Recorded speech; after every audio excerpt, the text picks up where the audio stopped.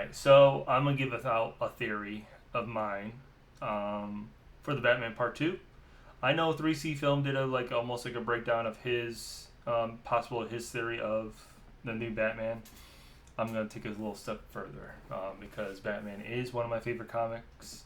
People as far as in comics, the Court of Owls storyline is one of my favorite comics storyline in the Batman universe. It is, I love it.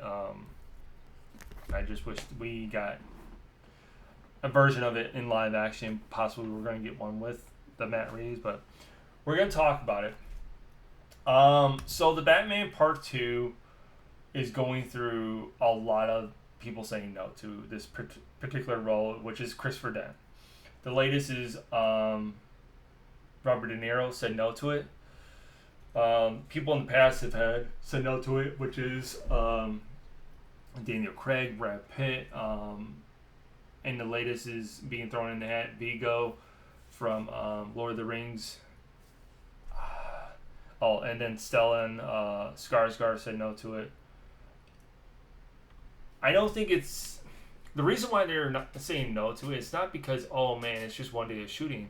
Because if you know Christopher Dent is only such a small role. It gives you almost like a Harvey Dent's backstory of why he is the way he is, why he's has this split personality with Two-Face, and why does he do the coin flip and all that. That is a backstory that he got from his father. His father used to do the coin flip. His dad was an alcoholic, demanding father that used to beat Harvey a lot, and led to him to having this split personality of anger and hate. And when he's Harvey, he's calm, cool, and collected.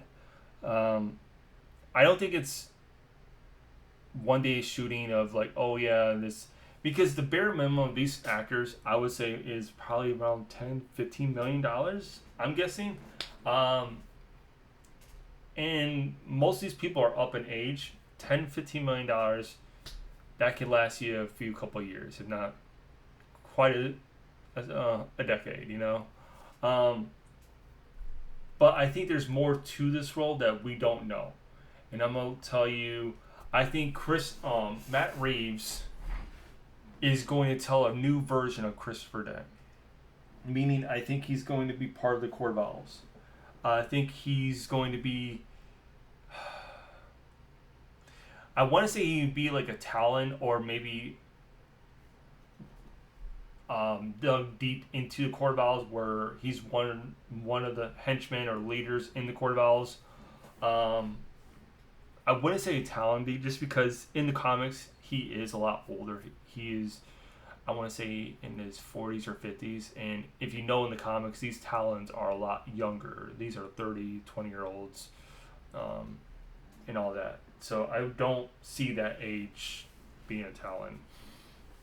I think he's going to be playing a role that isn't just one day shooting. I think this is a role that's going to be, like I said, like almost like a leader of somewhat a henchman for the Court of Owls that does the Court of Owls bidding, that gets new recruits, that gets people to do to become Talons, and their foot soldiers.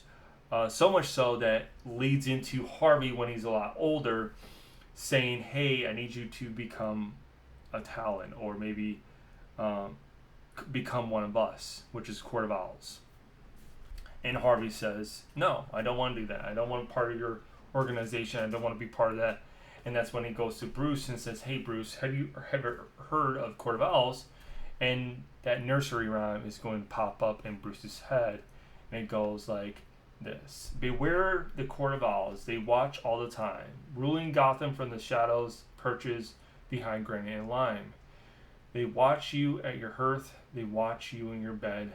Speak not a whisper of them, or they'll send a Talon for your head. And that will be played almost like in Bruce's head, and then Bruce is going to tell Harvey, or ask Harvey, how do you know a Court of Owls? And that's going to lead him into saying, well, my father is part of the Court of Owls, and I need your help. And this is going to lead into the unfolding of what's going to happen. The Court of Owls may go after Harvey Dent's wife, which is, I believe, Scarlett Johansson in the movie, and leads into this cat and mouse game of trying to get Harvey into the Court of Owls, then end up learning about Bruce slash Batman. That leads into them ditching the idea of getting Harvey and going after Bruce, because in the comics they've always wanted Bruce to be part of the Court of Owls because of his power and wealth. I mean, if you ever know about the Court of Owls, that's all they are, is powerful, wealthy people in this organization group. And when Bruce says no, then that's when they go after Harvey, where it'll hurt Bruce the most. And this is going to be almost like a new take on how Harvey becomes Two-Face. You know how we've always got the acid, we've got he was burned. This is almost like a disfigurement. This is almost like Barry Keoghan's face, like the Joker, and how it's disfigured and just mangled.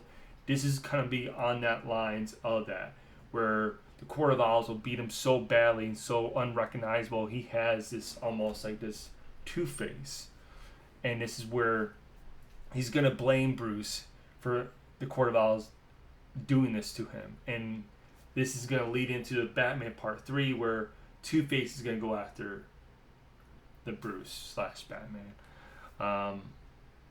And if you ask, well, where does the Joker fit in this storyline? Joker didn't really star that much in the first one. I think, in all honesty, this is going to be the same effect of the first one.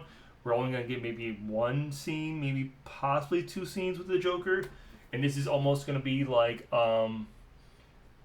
Batman asking him how to take down the Court of Owls, or have you heard of the Court of Owls? How long have you been around in Gotham? That kind of, because the Joker in this film and in this series of films is the Hannibal Lecter of this. He has all the knowledge. He goes and he knows everything about these organizations and these groups and these villains, so much so that's how Bruce gets these information. And I think that's the small role the Joker's going to have in this.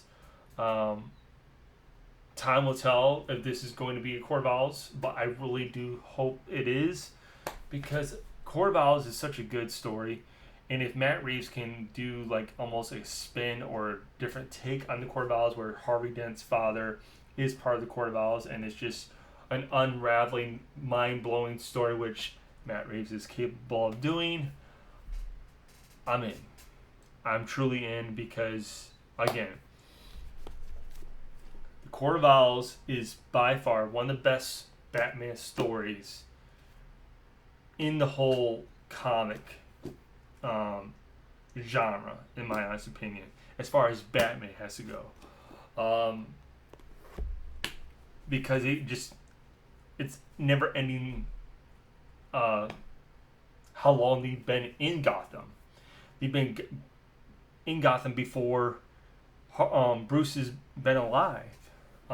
So what Matt Reeves can kind of do with it is a lot.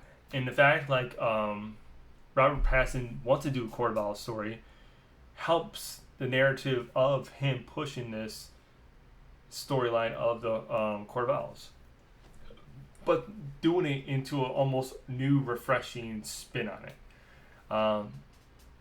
Now, I don't know why all these these big name actors are saying no to it, because it isn't about the money. It's nothing about the money. It's, if you're getting offered $10 or $15 million to do a film of one day of shooting, you're going to do it. There's a lot of stars out there that have done one day of shooting that collected, 10, 15, if not $20 million for one day of shooting. So it's not that. I think it's something more along the lines that maybe possibly they're signed to a multi-picture deal that maybe leads into this film and possibly the third film of flashbacks. You know what I mean? I could be wrong with it, but maybe that's why they're saying no.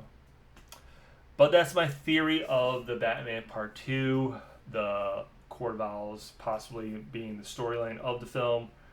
I really hope it's true, because by far it would be blockbuster. It will be a multi-billion-dollar film. at the box office. That's my theory. Till next time, guys. Peace.